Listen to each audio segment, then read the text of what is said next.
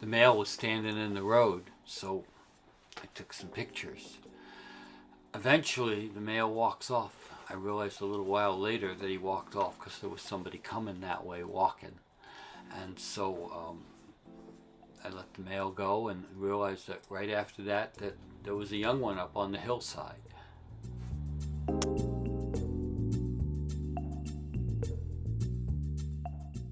This is just an amazing sequence.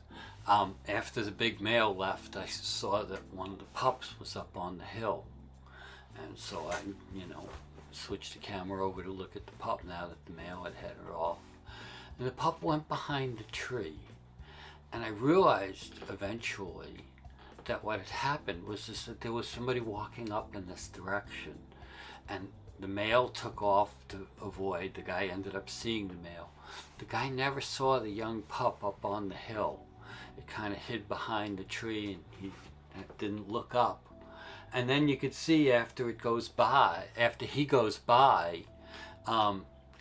the coyote comes out a little more. Right there, it's like, okay, that's where the guy's closest. And then once he goes by her and it's coming towards me, then she just lets go and comes out a little more and shows herself. So it's actually just a phenomenal sequence. I asked the guy if he'd seen her, and he didn't. So I showed him the camera and looking back, because by the time he gets back to looking, she's come out quite a ways.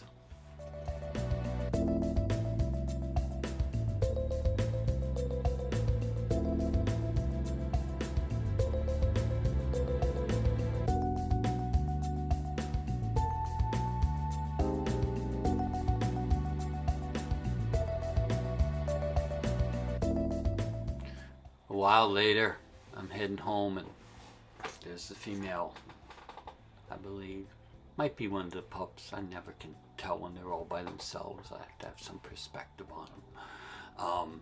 But those ears don't look like the pup's ears. That looks like the female's ears, where they're like really big and straight.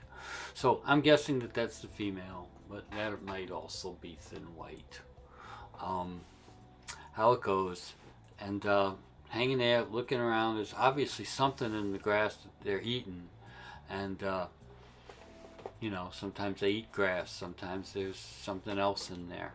But they do eat a varied diet, and a little more, and then eventually she'll just walk on down the road, and I'll turn off the camera.